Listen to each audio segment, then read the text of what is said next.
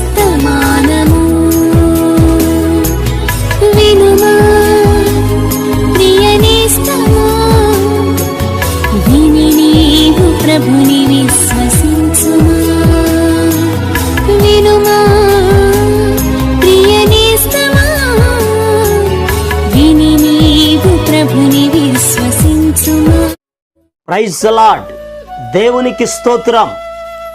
అనుదిన మన్నా అనే ఈ ఆధ్యాత్మిక కార్యక్రమాన్ని వీక్షిస్తున్న ప్రియ సోదరి సోదరులారా, మన ప్రభువును రక్షకుడునైన యేసు క్రీస్తు అతి శ్రేష్టమైన నామములో మీ అందరికీ శుభాలు వందనాలు తెలియచేస్తున్నాను. ఈరోజు దేవుని పరిశుద్ధ గ్రంథంలో నుండి ఇర్మియా గ్రంథం 30వ అధ్యాయం 17వ వచనం. అయితే నేను నీకు ఆరోగ్యము కలుగజేసేదను, నీ గాయములు మాన్పెదను, ఇదే యెహోవా వాక్కు. ప్రభునందు ప్రియ దేవుని యొక్క బిడ్డలారా, దేవుడు ఇర్మియా ప్రవక్త ద్వారా ఇశ్రాయేలీల ప్రజలకు, యూదా ప్రజలతో ప్రభు మాట్లాడుతున్నారు.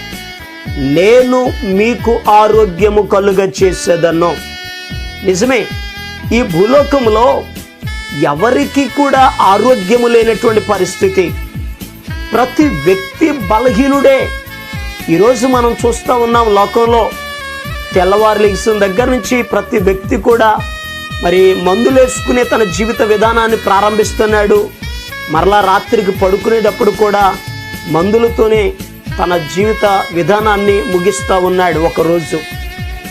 ఈరోజు ప్రతి వ్యక్తి కూడా బలహీనుడిగానే కనబడుతున్నాడు.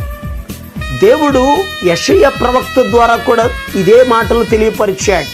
1వ అధ్యాయం 5వ వచనంలో ప్రభు చెప్పారు, ప్రతి వాడును నడినెత్తిన వ్యాధి కలిగి ఉన్నాడు, ప్రతి వాని గుండె బలహీనమాయను, అరకాలు మొదలుకొని తల వరకు స్వస్థత కొంచెమైనను లేదు.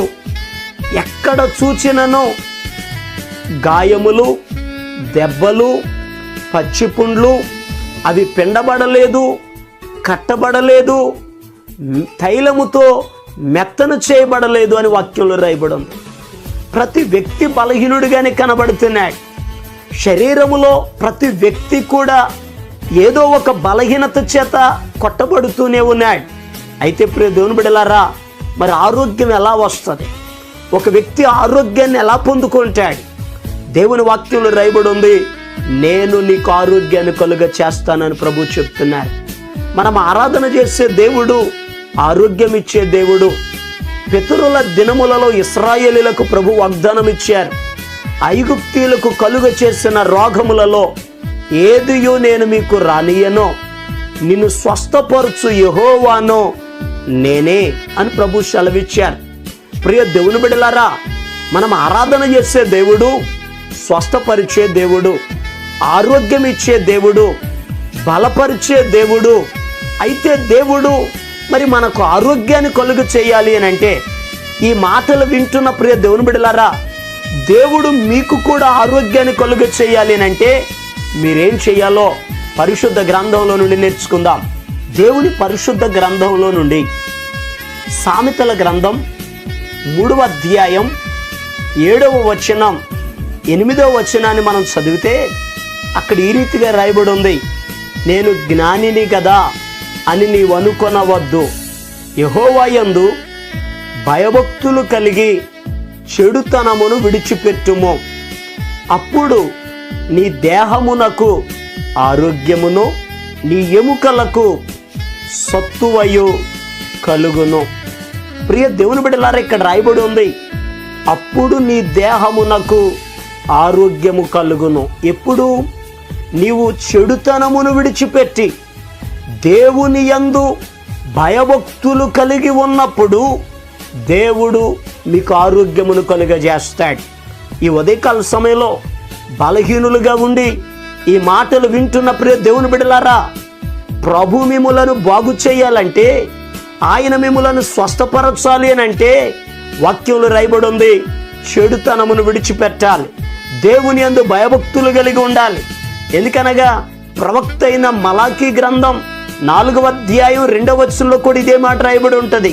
అయితే నా నామమందు భయభక్తులు గలవారగు మీకు నీతి సూర్యుడు ఉదయించెను, అతని రెక్కలు మీకు ఆరోగ్యమును కలుగ చేయునని రాయబడి ఉంది. నిజమే, దేవుని యందు భయభక్తులు కలిగినటువంటి వారిని ఆయన స్వస్థపరిచే దేవుడు, ఆరోగ్యం ఇచ్చే దేవుడు, ఆశీర్వదించే దేవుడు. ఈరోజు ప్రియ దేవుని బిడ్డలారా, భయభక్తులు కలిగి ఉండాలి. మరింకొక మాట, సామెతల గ్రంథం 4వ అధ్యాయం 20వ వచనం దగ్గర నుండి 22వ వచనం వరకు మనం చదువుకుంటే అక్కడ రాయబడి ఉంటుంది, నా కుమారుడా, నా మాట ఆలకించు, నా వాక్యములకు నీ చెవియొగ్గు, నీ కన్నుల ఎదుట నుండి వాటిని తొలగిపోనివద్దు, వాటిని నీ హృదయములో భద్రం చేసుకో, అవి దొరికిన వారికి జీవమును, వారి సర్వ శరీరమునకు ఆరోగ్యము కలుగునని వాక్యం చెప్తుంది. సర్వ శరీరానికి ఆరోగ్యాన్ని కలుగజేసేది దేవుని యొక్క మాట. ఈరోజు ప్రియ దేవుని బిడ్డలారా, ఆరోగ్యం ఇచ్చేది దేవుని మాట, స్వస్థపరిచేది దేవుని మాట. కీర్తనకారుడు అందుకే అంటాడు, నీ వాక్యము నన్ను బ్రతికించాను అని. ఇశ్రాయేలీల జీవితంలో ఆయన తన వాక్కును పంపి వారిని బాగు చేసెను అని రాయబడి ఉంది. దేవుని మాట స్వస్థపరిచేది. ఈరోజు ఈ మాటలు వింటున్న ప్రియ దేవుని బిడ్డలారా, నువ్వు ఏ స్థలములో ఉండి ఈ మాటలు వింటున్నా, ఒకవేళ బలహీనుడిగా ఉన్నా ఆయన తన వాక్కును పంపి నిన్ను బాగు చేయబోతున్నారు.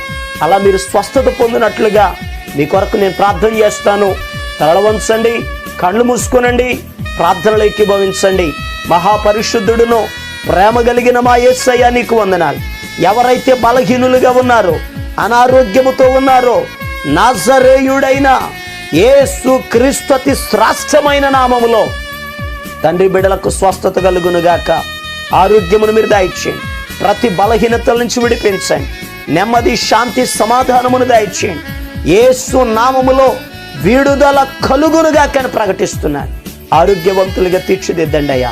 ప్రత్యేకమైన రీతిలో కుటుంబాలన్నిటినీ దీవించి ఆశీర్వదించండి. మనశ్శాంతి, సమాధానమును మీరు దయచేయండి. సమస్త మహిమ, ఘనత, ప్రభావాలు మీరు పొందుకొనమని యేసు నామమును బట్టి అడుగుచున్నాము తండ్రి, ఆమేన్. మన ప్రభు అయిన యేసు క్రీస్తు కృప మీకు తోడుగా ఉండి నడిపించును గాక, ఆమేన్. ఈరోజు పుట్టినరోజు మరియు పెళ్లి రోజు జరుపుకుంటున్న వారికి సీసలి మన్నా చర్చి తరపున మా కుటుంబ పక్షముగా మీకు శుభాలు తెలియపరుస్తున్నాం. May god bless you. దేవుడు మీకు తోడుగా ఉండి మిమ్మల్ని ఆశీర్వదించును గాక. దయచేసి గమనించండి, మీ కొరకును మీ కుటుంబం కొరకును దేవుడు మిమ్మలను అభివృద్ధి పరచాలని నిత్యము మేము ప్రార్థన చేస్తున్నాం. ఏమైనా ప్రార్థన అవసరతలు ఉన్న యెడల ఈ స్క్రీన్ మీద కనబడుతున్న నెంబర్కి ఫోన్ చేసి తెలియపరచండి. ప్రియ దేవుని బిడ్డలారా, అనుదిన మన్నా అనే ఈ వర్తమానాలు మీ స్నేహితులకు, మీ బంధువులకు కూడా షేర్ చేయండి. మన్నా చర్చ్ సీసలి అనే ఈ యూట్యూబ్ ఛానల్ను సబ్స్క్రైబ్ చేయండి. అందరికీ వందనాలు.